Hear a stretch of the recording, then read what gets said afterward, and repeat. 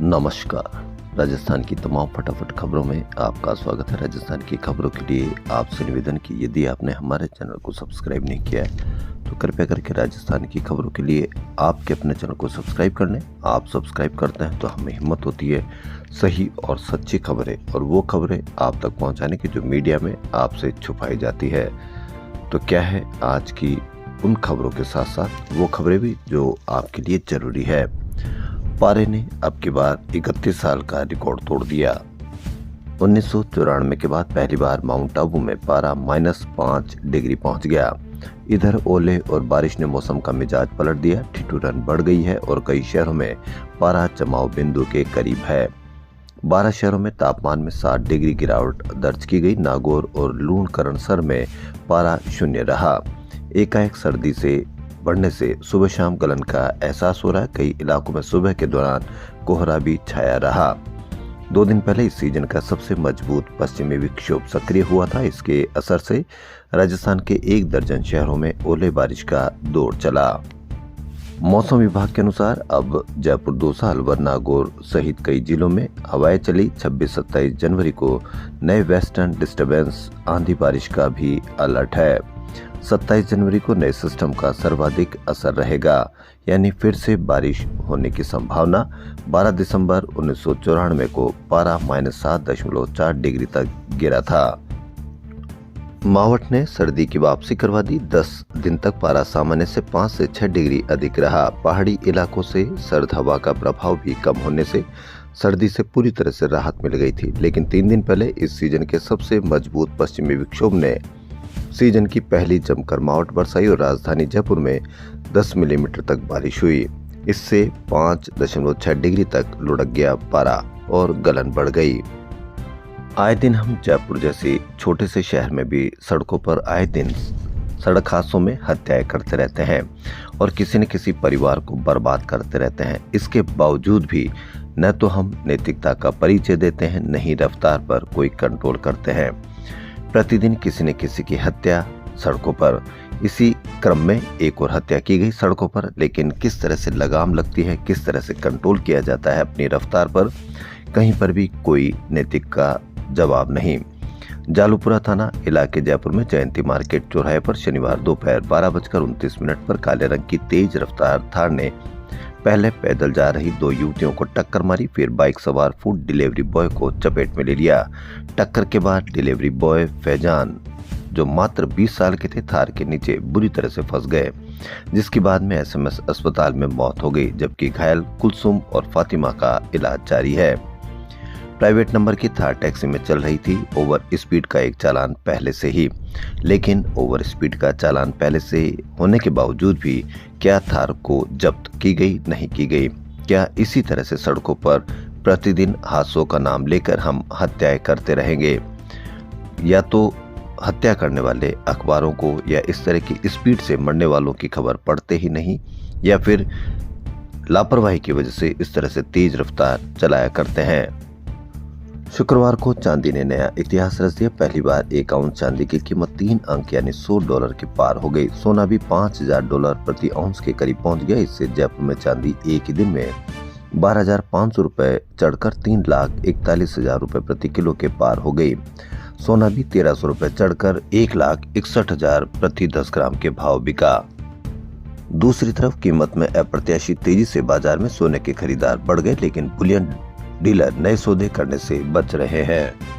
मतलब न तो आप मंगलसूत्र बनवा सकते, न ही कोई चुरा सकता है, इसलिए आप इससे भी आजाद हो गए हैं। आपका बच्चा बेरोजगार है, उससे तो आप आजाद थे ही। महंगी शिक्षा प्राप्त कर रहे हैं, उससे भी आप आजाद थे। महंगाई से भी आप आजाद हैं और अब आप मंगलसूत्र से भी आजाद हो गए, क्योंकि न तो आप महंगी शिक्षा के सामने कुछ बोल पाते, न ही आपका बच्चा बेरोजगार है उसकी बात कर पाते, और अब चांदी सोने की भी बात नहीं कर पाएंगे, क्योंकि वह आपके हाथ से बहुत दूर तक निकल गया है। 4 दीवारी क्षेत्र में यातायात जाम की समस्या को नियंत्रित रखने के उद्देश्य से यातायात पुलिस ने ई-रिक्शा और ऑटो रिक्शा संचालन को लेकर सख्त और स्पष्ट कार्य योजना तैयार की है। वर्तमान में 4 दीवारी क्षेत्र में गुलाबी रंग के 250 ई रिक्शा संचालित किए जा रहे हैं। डीसीपी ट्रैफिक सुमित मेहरड़ा ने बताया कि ई रिक्शा संचालन के फेज 2 के तहत शहर भर में कुल 8,250 ई रिक्शा चलाने की प्रक्रिया शुरू कर दी गई है। यातायात पुलिस द्वारा जारी विभागीय नोटिफिकेशन के अनुसार अलग अलग जोनों में ई रिक्शा की क्षमता तय की गई है। RUHS के मरीजों को ब्लड के लिए जयपुर हॉस्पिटल के चक्कर नहीं काटने पड़ेंगे। हॉस्पिटल प्रशासन ने ब्लड बैंक के लाइसेंस के लिए प्रक्रिया शुरू करने के साथ ही पास में स्थित स्टेट कैंसर हॉस्पिटल में मरीजों के लिए वैकल्पिक व्यवस्था की है। रोजाना करीब 2200 की OPD वाले RUHS हॉस्पिटल में मदर ब्लड बैंक नहीं है। हॉस्पिटल में सिर्फ ब्लड स्टोरेज की सुविधा है। अब इससे आराम मिलेगा, राहत मिलेगी। मिलावटखोर खाद्य पदार्थों में बेखौफ होकर मिलावट कर रहे हैं। चिकित्सा एवं पुलिस विभाग की सजगता से मिलावटी पनीर की आपूर्ति होने से रोका गया है। खाद्य पदार्थों में मिलावट रोकने के लिए मुख्य चिकित्सा एवं स्वास्थ्य अधिकारी जयपुर प्रथम के खाद्य सुरक्षा अधिकारी की टीम ने शुद्ध आहार मिलावट पर वार अभियान के तहत शास्त्री नगर स्थित मैसर्स बरसाना पनीर भंडार पर शनिवार को दूसरे दिन भी अलवर से आया 850 किलो मिलावटी पनीर नष्ट करवाया। पनीर वाले जानते हैं कि आप दूसरी खबरों में अधिक लगे रहते हैं या मीडिया आपको दूसरी खबरों में यानी बांग्लादेश की खबरों में लगाए रखता है, जबकि असली डर आपको यह है कि 850 किलो मिलावटी पनीर जो आपके स्वास्थ्य पर कितना असर करेगा। लेकिन मीडिया आपको बताता है कि बांग्लादेश की खबर से आपको अधिक डरना चाहिए और आप इसमें अंतर समझे कि आपको असली डर किससे होना चाहिए। समाज में शिक्षा और सामाजिक सरोकारों में महिलाओं की सहभागिता सुनिश्चित करने के उद्देश्य को लेकर कॉन्स्टिट्यूशन क्लब में शनिवार को श्री धन्ना पीठाधीश्वर बजरंग देवाचार्य महाराज के सानिध्य में जाट महिला शक्ति संगम का आयोजन हुआ। मुख्य अतिथि के रूप में वह पूर्व मुख्यमंत्री वसुंधरा राजे मौजूद रही। जमुना देवी सहित समाज के वरिष्ठ महिलाओं ने राज्य को चुनरी ओढ़ा स्वागत किया। कार्यक्रम संयोजन में कृषि मंडी के पूर्व चेयरमैन गणपत पूनिया, अनिल दीवा सहित कई गणमान्य व्यक्ति मौजूद रहे।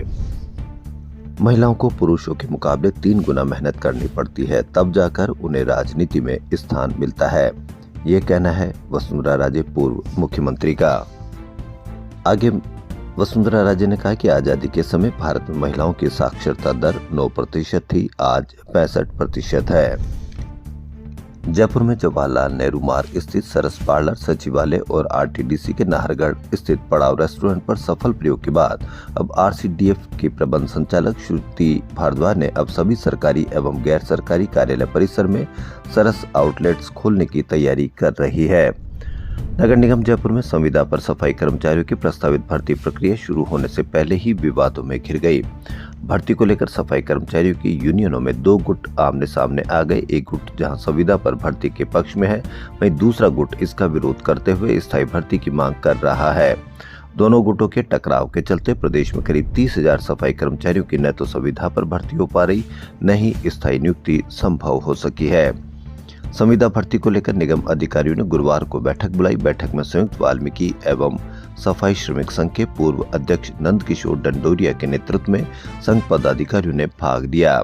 संघ ने संविदा पर सफाई कर्मचारियों की भर्ती कराने की मांग रखी, साथ ही पहले से भरे हुए पुराने फर्मों की शामिल करने और नए आवेदन लेने की भी मांग की गई। पेड़ लगाओ अभियान के तहत आप देखते हैं कि किस तरह से पेड़ लगाने पर आपको खबरें फोटो पोस्ट की जाती है, लेकिन वही पेड़ की बात पे यदि खेजड़ी की कटाई का विरोध कर रहे हैं तो लोगों पर हमला किया गया, 4 घायल हुए। नागौर की खबर। अजमेर नागौर सीमा पर स्थित पुष्कर थाना क्षेत्र के करकेड़ी गांव में शनिवार को पर्यावरण प्रेमियों और खेजड़ी माफियाओं के बीच तनातनी हो गई। मामला मारपीट तक पहुंचा और 4 लोग घायल हो गए, जिनमें भारतीय जीव रक्षा एवं वन्य पर्यावरण समिति के प्रदेश अध्यक्ष LR जरूड़ा गंभीर रूप से घायल हो गए। LR जरूड़ा को अजमेर रेफर किया गया है। अजमेर व नागौर जिले के पर्यावरण प्रेमी करकेड़ी गांव पहुंचे प्रशासन से खेजड़ी कटाई को लेकर मशीनें सीज करने की कार्रवाई की मांग की। इस पर IG SP सहित वन विभाग को सूचना दी, मगर कोई मौके पर नहीं आया। 2 घंटे बाद पुष्कर थाना पुलिस पहुंची तथा 3 कटर मशीनें सीज की। इसी बीच पुलिस की मौजूदगी में ही पर्यावरण प्रेमियों पर माफिया समर्थकों ने हमला कर दिया। क्योंकि देश आजाद है, आप कुछ भी करें, कहीं पर भी कुछ होने वाला नहीं है। पेड़ लगाओ अभियान के तहत आप पेड़ लगाते हैं, फोटो खिंचवाते हैं, फोटो पोस्ट करते हैं, जबरदस्त तरीके का आप पर्यावरण प्रेमी होने का दावा करते हैं, लेकिन पिछले कुछ समय से कई लाख पेड़ों की कटाई, खेजड़ की कटाई इस तरह से करने पर, उनका विरोध करने पर लोगों पर हमला किया जाता है। भास्कर की बड़ी खबर। जयपुर में जय महल पैलेस में शनिवार को 27वीं विंटेज कार एग्जीबिशन और ड्राइव आयोजित हुई।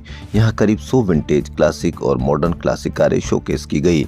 उद्योगपति गौतम सिंघानिया की मुंबई से आई 2 कारें आकर्षण का केंद्र रही। पहली 1973 की Pontiac Firebird classic American muscle car है, जिसमें 6.5 लीटर V8 इंजन और 250 से 300 हॉर्स पावर की क्षमता है। यह कार मुंबई से ट्रक में जयपुर लाई गई। वहीं एग्जीबिशन में क्लब के vice president Sudhir Kasliwal 1941 model की पेकार्ड कार शोकेस की। यह दुनिया में पहली कार है जिसमें सबसे पहले एयर कंडीशनिंग की सुविधा दी गई थी, जिसे वेदर कंडीशनिंग मार्केट किया गया।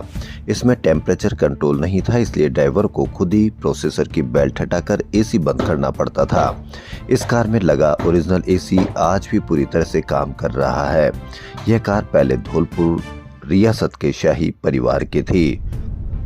जयपुर में हिंदी फिल्म नील गगन की शूटिंग होने जा रही है। सोनम टेलीफिल्म्स के बैनर तले बनने वाली फिल्म का जयपुर में मुहूर्त हुआ। फिल्म के निर्माता सुरेश एवं सोनम गुजरी है। वहीं राजस्थान इंटरनेशनल सेंटर में एक्टर रघुवीर यादव की मौजूदगी में खेला गया नाटक मारे गए गुलफाम। हीरामन का हीराबाई से एक तरफा प्यार था, 2 बार सवारियों से धोखा मिला तो कसम खाई, अब किसी नौटंकी वाले को बैलगाड़ी में नहीं बैठाया जाएगा। राजधानी जयपुर में दोनों निगम एक होने के बाद लोगों की समस्याओं का समाधान होना तो दूर की बात है, उनकी सुनवाई तक नहीं हो रही। अधिकारी कामों की मॉनिटरिंग करने में फेल साबित हो रहे। भास्कर की बड़ी खबर। ताजा मामला पुराने हेरिटेज निगम मुख्यालय में बने शिकायत केंद्र का है। यहाँ पर करीब 4 साल से नागरिक सेवा केंद्र में शिकायत केंद्र चल रहा था। 2 महीने पहले अधिकारियों ने नागरिक सेवा केंद्र से बनने वाले जन्म मृत्यु प्रमाण पत्रों पर रोक लगा दी। यह प्रमाण पत्र अब जोन कार्यालय में बन रहे हैं। इतना नहीं, यहाँ पर चलने वाले शिकायत केंद्र को अधिकारियों ने बंद कर दिया। इस शिकायत केंद्र को बंद करने तक के आदेश जारी नहीं हुए। इसके बावजूद भी अधिकारियों ने मनमर्जी से इसे बंद कर दिया। अब परकोटे के लोगों को शिकायत करने के लिए लालकोठी निगम मुख्यालय जाना पड़ रहा है। यह स्थिति तो तब है जबकि पुराने हेरिटेज निगम मुख्यालय में पहले की तरह करीब 200 से अधिक अधिकारी और कर्मचारी काम करते हैं। इस केंद्र पर बंद होने से पहले हर दिन करीब 400 से अधिक सीवरेज लीकेज, सड़क खराब, सफाई नहीं होने, गंदगी के ढेर होने सहित अन्य शिकायतें आती थी। ये तो वो शिकायतें जो आप भुगतते हैं, लेकिन जो जनता भुगतती है वह शिकायत नहीं कर पाती है। राजस्थान की तमाम फटाफट खबरों में फिलहाल इतना ही। धन्यवाद।